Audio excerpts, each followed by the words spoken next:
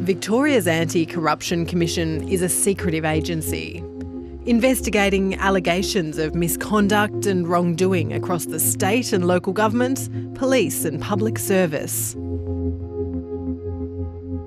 A robust IBAC, or an anti-corruption commission, however you call it, is the heavy artillery in the fight against corruption. We've got some more breaking news this hour. Victoria's corruption watchdog IBAC has just released a damning report. It's been revealed the Victorian Premier has been questioned in secret by the state's anti-corruption watchdog. Let's go live to reporting. The IBAC Commissioner Robert Redlich rarely speaks to the media. Why did you decide to do it? I'm leaving the job. But he's leaving frustrated. Well, I haven't achieved what I'd like to have achieved. What's that? Well, I think the political environment makes that very difficult. Integrity agencies are inevitably going to come into conflict with executive government over time. I don't agree with that. I don't think he's entitled to a view. I don't think that's necessarily accurate.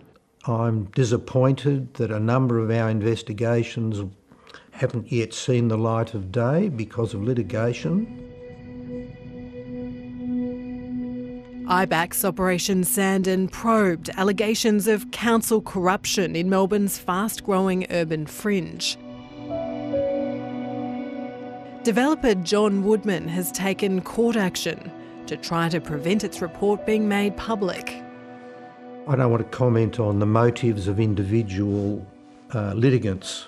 How many reports are tied up in litigation? A number. Quite a number. Significant reports. Can you tell me any more about? No, I can't.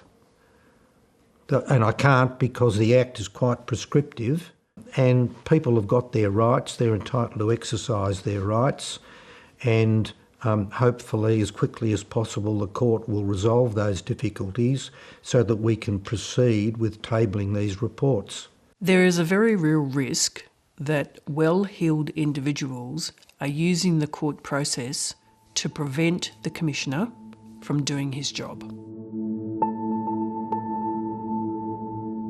Another investigation, Operation Richmond, has never been publicly confirmed, and that report also hasn't seen the light of day. It probed the Premier Daniel Andrews' dealings with the United Firefighters Union. Are you concerned that litigation is preventing him from doing his job? All I'm saying to you, Ashlynne, you should go and have a chat with him. 7:30's done that, and these are comments from him. Well, then you hardly need a comment from me. It is the state's corruption watchdog. If he's saying he feels constrained, is that a concern to you as the Premier? I've not had those points put to me. I've not had discussions with the Commissioner about those matters.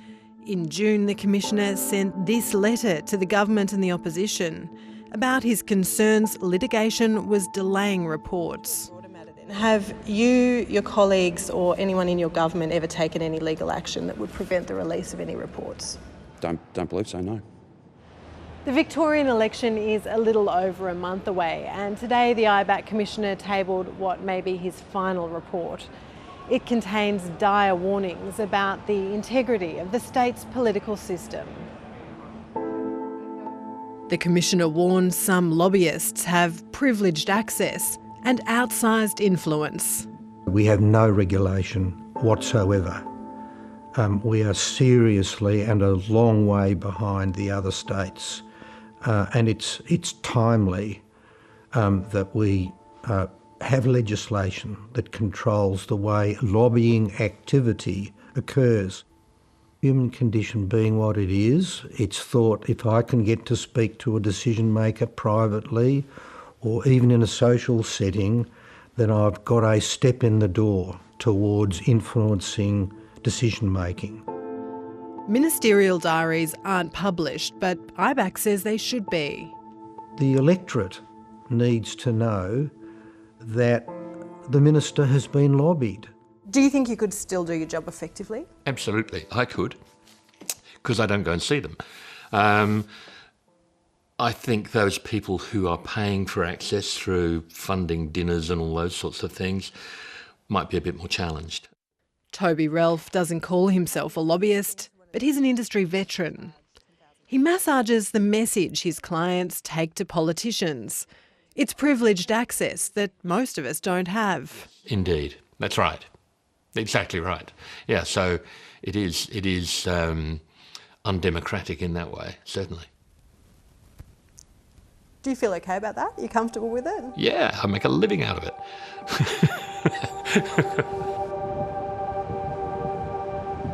A public IBAC hearing heard details of an exclusive 2017 lunch here in the private dining room at Melbourne's Flower Drum restaurant. The guests, including developer John Woodman and lobbyist Phil Steindl, paid $10,000 to dine with the Premier. Well, he might have a discussion about frustrations with broad policy, for instance. Oh, we want councils to approve things quicker, for instance, something like that, but not individual planning matters. No way would you have that discussion. There's no suggestion that Daniel Andrews is suspected of any wrongdoing, but IBAC calls this privileged access. The Commissioner says expensive tickets to political functions are political donations and should be declared. That's unfortunately a very common theme at the moment, that we have functions where people pay $5,000, $10,000 for a seat at the table. Victoria has a $4,320 limit on political donations at the state level, but public disclosures show some donors are finding a way around it. What happens is you could ask your spouse, your children, your grandparents, your family companies and associates to make a contribution in support of your interests and effectively get around that cap. Would you like to see a real-time donations register? Indeed, that's one of the recommendations. Fiona McLeod was a Labor candidate in the 2019 federal election. Once you contribute funds to somebody's campaign with an expectation that they will make a decision that you'll vote in a particular way or you'll support a particular proposal that serves their personal interest, then we're in danger territory. It's at the local government level that multi-million-dollar decisions are made. But Victorian local government candidates don't have to declare their donations publicly at all. It's been a long time that there's been insufficient donation regulation at a local government level.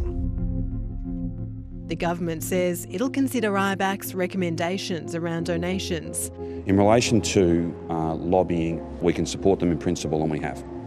During your tenure as IBAC Commissioner, what is it that's concerned you the most in what you've seen? I think that the level of political expediency which intrudes into decision making by public officials. We now have, not only at state government levels, but also at a federal government level, we have what I would call centralisation of power. There is less and less transparency and less accountability by those arms of executive government, and then we don't have an informed electorate.